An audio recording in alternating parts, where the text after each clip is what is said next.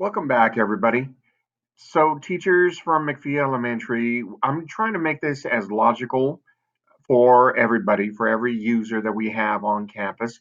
So, I think it's only logical to continue once we've already discussed our way of creating our class and viewing our classes, getting the students started. Of course, by now, I'm assuming you've already distributed the login information to each individual student and contacted parents as well. Now it's time to see what the students actually are seeing. There's two ways of doing that. We can click on view as a student, and your own registered uh, login here for your own account, that's what I'm trying to say, can be toggled into a student view, or you can actually log in as a student so that you can see exactly what they see. In both cases, I should mention, you're going to be seeing exactly what the student sees.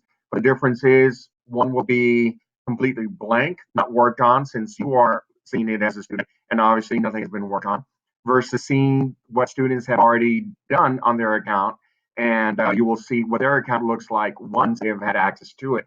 So I've chosen the opportunity of going back to a student, and I have here one of my students that I logged in as, and this is his account view. He is in fourth grade, as you can tell right here. Student name is registered there. What you can also see is that there will be several bars here as we are looking. You have 6 different areas for them to look at. The very first one that every teacher should look into a student completing is the diagnostic level, highlighted in this yellow bar right here.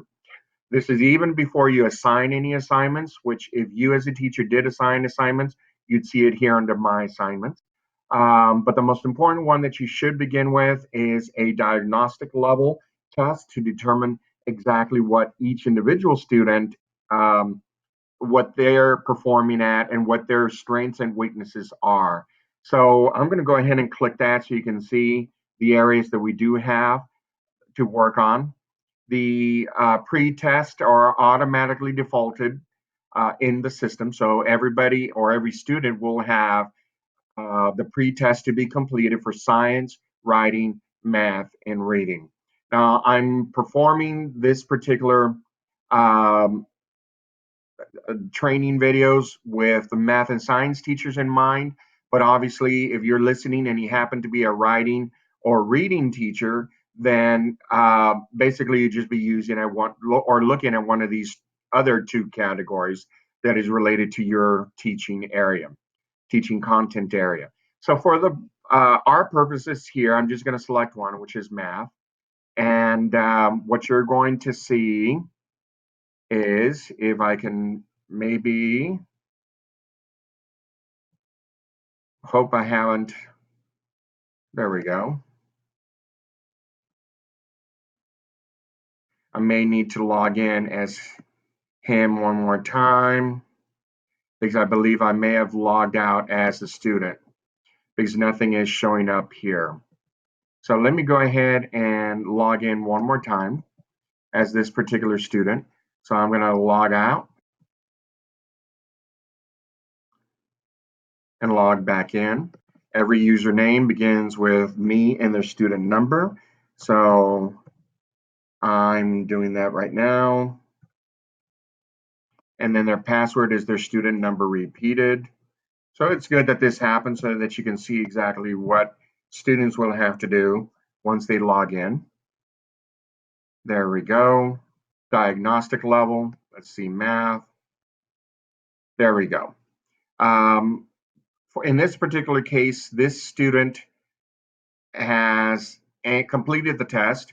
For the math test, there are a total of 66 questions, and he has answered 48 questions correctly for an overall score of 73%.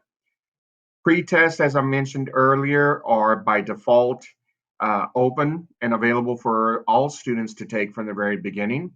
Post-tests are not taken, but the students are locked out of this particular category and will only be allowed to take it upon your discretion, probably closer to the real STAR test dates in perhaps late April or early May or mid-May, I should say.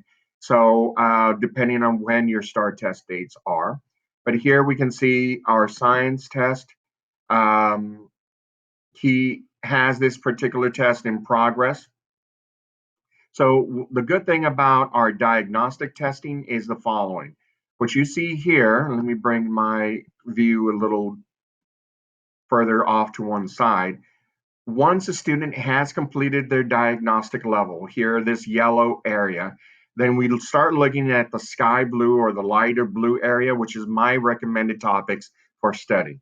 But my recommended topics for study is completely based on the results of the test they had just completed as a diagnostic test. So once you hit their math test or the test that they have completed, you'll see that there's different, it's color coded. So you'll see the red right over here, yellow all in this area, and then green further down.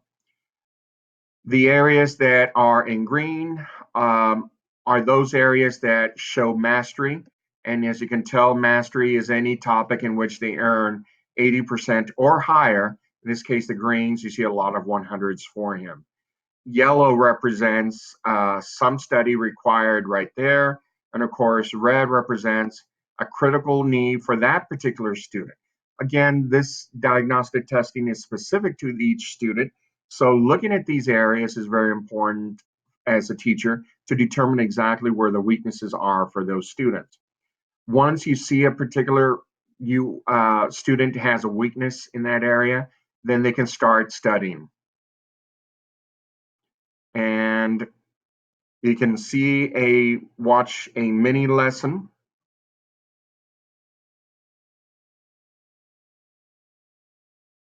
We'll load.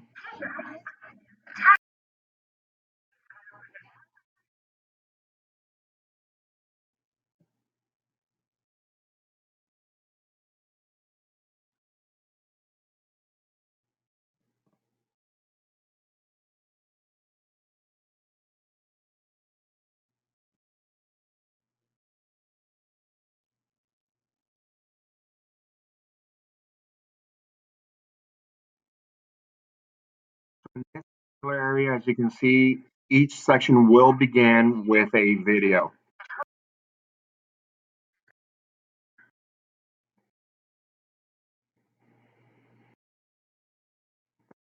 Didn't die out there.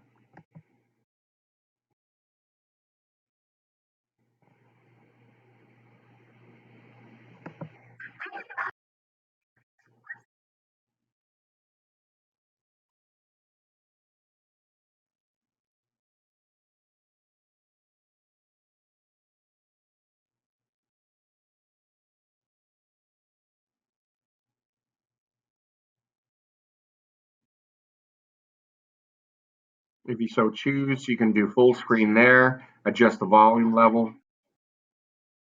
These are all options that the student has.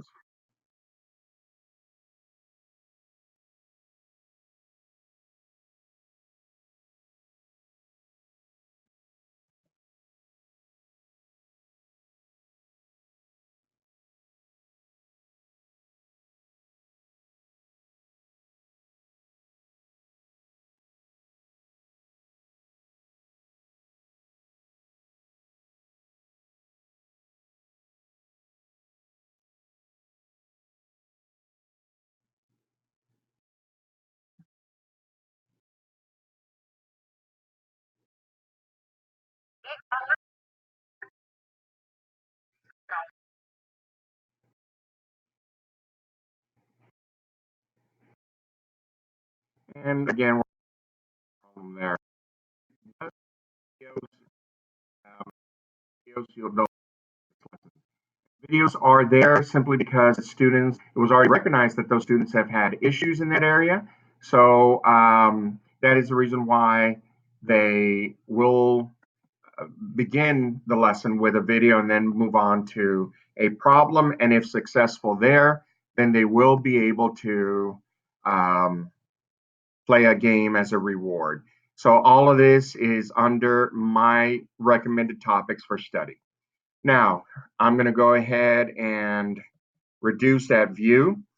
I did mention a little bit about this rose color My Assignments area. These are assignments that the teacher have assigned. So basically, I highly recommend that the first job any student have in completing their assignments is to begin with a diagnostic test. And this will provide you with the analysis on reports that we'll talk about later on in a separate video uh, for their individual results, and you can have access to that, followed by my recommended topics for study, which are based on or directly tied to the diagnostic level of their needs. And then my assignments are any assignments that you have chosen for them to work on, perhaps to supplement any classroom instruction that's going on at your given point in time. And so the assignments would be directly correlated with what they are learning in the classroom. My study plan here is something that's a little different. My study plan is based on students wishing to, perhaps because of a DPM, they already know their area of weaknesses and they can continue to work on a different section. So, for instance, since we are working on multiplication right now and during the months of November and December, it doesn't hurt to work on multiplication strategies. Hopefully, I don't have issues with the internet again. But here, there will be a series of 10 questions, excuse me. So far, there are 3 out of 5 correct here for 60% ratio. And here you have the option, or the student has the option of using a pencil with different colors. So here they can write in red or blue, and obviously black is also available to them. In this particular problem, you see the 4-digit by 1-digit multiplication. And in this particular case, I'm going to show you what happens if they choose an incorrect answer, which I'm going to choose.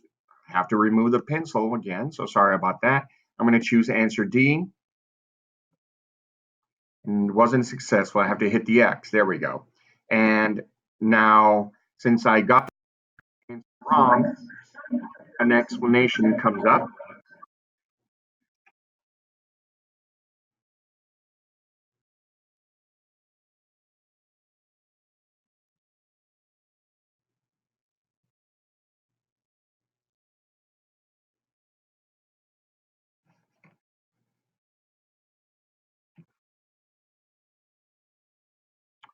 So basically, as fourth grade students, we have to teach our students the area model.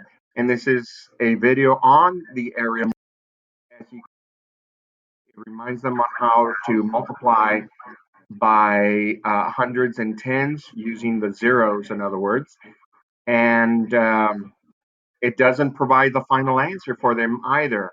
It shows them what they need to do, but the student is in charge of actually finding the final answer. That's as far as the video goes. And what is neat about this, they now have to go back and figure it out for them. So, here we go. So we already knew the wrong answer was answer choice D. And while the video was playing, I did go ahead and continue with the right answer. Of course, they should either do one or two things: figure out their answer using the online pencil that's available in red and blue colors and black, or that if you have decided to have the students maintain an Education Galaxy journal for the purpose of tracking their own work um, in their journal or on this paper, that would show the area model for multiplication, and the correct answer is letter A. Once that happens, um, you can move on to the next question, and so on. So, and the reason there is no game there is um, because the answer was incorrect. So, because the answer was incorrect, then the student was not rewarded with a game to play with. Whatever the answer is here, should they get this correct, and perhaps I'll do this kind of quick right now. We have 28 and 62. So we're looking for how many was the total number of the chocolate covered peanuts. Hope I'm doing this right now correctly.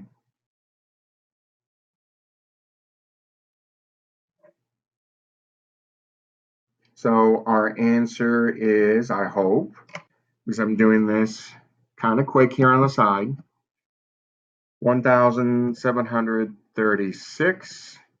And if I submit that, I'll find out if I'm right or wrong. And because I got the answer right, then the student will be rewarded with a game, as you see there. It's a very, very, very quick game. I'm not even sure how to play, but trying to do my best. And it'll continue until either the student has success or until they lose on that particular case.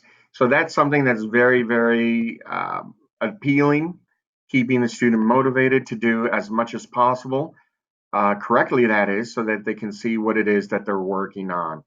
So let me see where else we are at. We have done, let me see.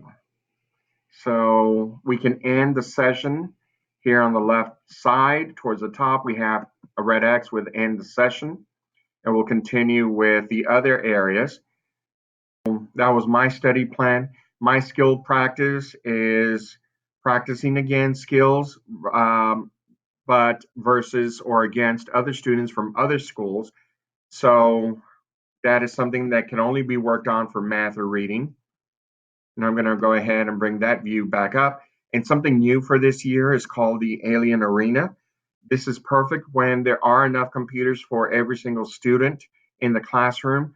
Um, a teacher can actually keep informed on their teacher tool, in our case, our Promethean boards, and be able to assign students that are currently working in your class on a team versus team type scenario, and you can keep track of each individual student and how they're progressing as well.